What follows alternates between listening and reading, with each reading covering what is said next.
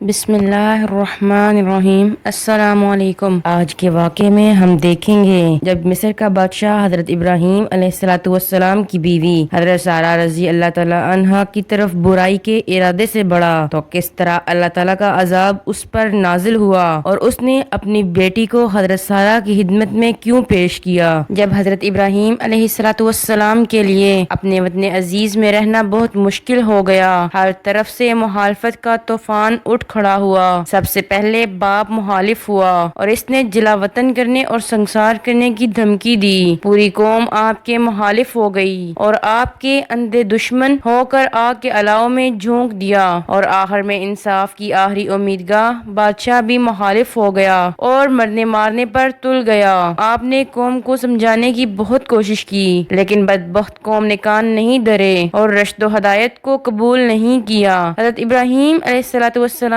کی بیوی حضرت سارہ رضی اللہ تعالیٰ عنہا اور آپ کے برادر زادہ حضرت لوط علیہ السلام کے علاوہ کوئی ایک شخص بھی مسلمان نہیں ہوا، اور جب حق تعالیٰ نے مشرکوں کے ارادوں کو ہاک میں ملا کر حضرت ابراہیم علیہ السلام کے لیے آگ کو ٹھنڈک اور سلامتی بنا دیا، تو حضرت ابراہیم علیہ السلام نے کسی اور جگہ جا کر پیغام حق سنانے کا ارادہ فرما لیا، اور ادھر قوم کی نافرمانی اور سرکشی کی نحوست سے ملک میں عام قحط پڑ گیا اور ہر طرف غلے کی نایابی اور مہنگائی کا دور دورہ ہو گیا، اور اس طرح شام میں دینی اور دنیاوی دونوں طرح سے رہنا مشکل ہو گیا۔ تو آپ علیہ السلام نے فرمایا، میں تو اپنے پروردگار کے آسرے پر جا رہا ہوں، وہ ضرور مجھے کوئی راستہ دکھا دے گا۔ یہ کہہ کر آپ نے فاران ارام سے ہجرت کرنے کا ارادہ کیا، جو بابل کی حکومت نماردہ میں ایک مشہور شہر تھا۔ حضرت ابراہیم علیہ السلام کا مولد بھی تھا، لہٰذا آپ نے کسی ایسی جگہ چلے جانے کا ارادہ فرما لیا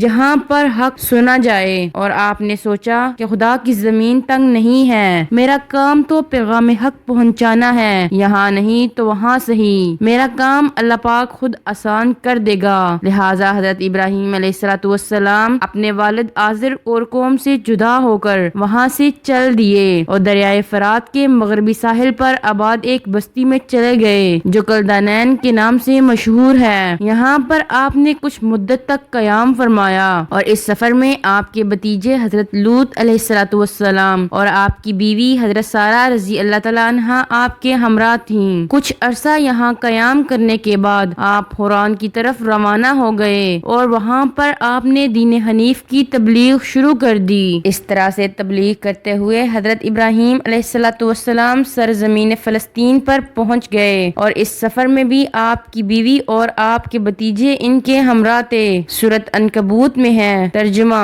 حضرت لوط علیہ السلام آپ پر ایمان لے آئے تھے، اور آپ علیہ السلام نے فرمایا، میں اپنے رب کی طرف جا رہا ہوں، وہ زبردست حکمت والا ہے۔ یہاں وہ لوگ کچھ عرصہ مقیم رہے، اور اس وقت اس سرزمین پر کنانیوں کی حکومت تھی۔ ادھر آپ بلدہ شکیم میں ٹھہرے، جسے اس وقت نابلس کہتے ہیں، لیکن قحط سالی کی بنا پر یہاں زیادہ عرصہ مقیم نہیں رہ سکے، اور جیسا کہ تورات میں بیان ہے، یہ لوگ جنوب کی طرف سفر کرتے چلے گئے اور مصر جا پہنچے، اور اس زمانے میں مصر پر عمالقہ حکمران تھے جنہیں رومی لوگ حکسولس کہتے تھے۔ نابلس سے چل کر جب یہ پاکیزہ نفوس مصر پہنچے تو بخاری اور مسلم کی روایت کے مطابق حضرت ابراہیم علیہ السلام کا مصر سے گزر ہوا، تو مصر پہنچنے سے پہلے آپ نے اپنی زوجہ مطہرہ حضرت سارہ رضی اللہ تعالیٰ عنہا سے فرمایا کہ یہاں کا بادشاہ نہایت ظالم ہے، وہ جب کسی حسین و جمیل عورت کو دیکھتا ہے تو اسے زبردستی چھین لیتا ہے، اور اس کے ساتھ مرد کو اگر وہ اس کا شوہر ہو اسے قتل کر دیتا ہے، ہاں اگر شوہر کے علاوہ کوئی دوسرا رشتہ دار ہو تو وہ اسے کچھ نہیں کہتا، اور تم چونکہ دین کے لحاظ سے میری بہن ہی لگتی ہو، اس لیے تم اس کے پوچھنے پر اس سے کہہ دینا کہ یہ میرا بھائی ہے۔ چنانچہ واقعہ اسی طرح سے پیش آیا کہ جب بادشاہ مصر نے ان سے شب کو برائی کا ارادہ کیا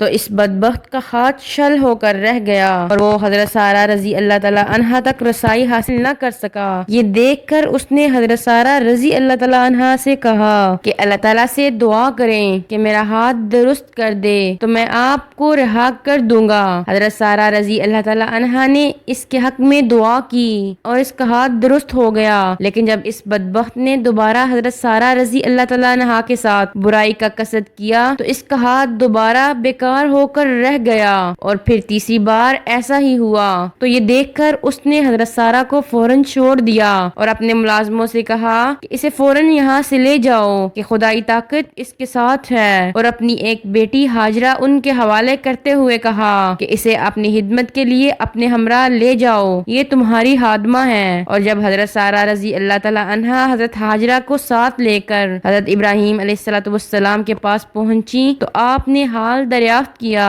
تو حضرت سارہ رضی اللہ تعالیٰ عنہا نے کہا کہ اللہ تعالیٰ کا شکر ہے کہ اس نے اس ظالم و فاسق سے ہمیں نجات بخشی، اور آپ کو مبارک ہو کہ اس نے اپنی یہ بیٹی بطور خادمہ کے ہمیں ہدیہ کی ہے۔ تو رات میں اس واقعے کو یوں نقل کیا گیا ہے، جب حضرت ابراہیم علیہ السلام مصر پہنچے، مصریوں نے اس عورت کو دیکھا، یعنی حضرت سارہ رضی اللہ تعالیٰ عنہ کو دیکھا کہ وہ نہایت خوبصورت ہیں، اور فرعون کے امیروں نے بھی اسے دیکھا اور اس کے سامنے اس کی تعریف کی، اور اس عورت کو یعنی حضرت سارہ رضی اللہ تعالیٰ عنہا کو فرعون کے گھر لے گئے، اور اس نے اس کے سبب ابراہیم علیہ السلام کو بلا کر اس سے کہا، تو نے مجھ سے یہ کیا کہا؟ تم نے مجھے کیوں نہیں بتایا کہ یہ میری بیوی ہے؟ تو نے کیوں کہا کہ یہ میری بہن ہے؟ یہاں تک کہ میں نے اسے اپنی بیوی بنانے کا ارادہ کر لیا۔ دیکھو یہ تمہاری بیوی حاضر ہے، اس کو لو اور چلے جاؤ۔ اور فرعون نے اس کے حق میں لوگوں کو حکم دیا،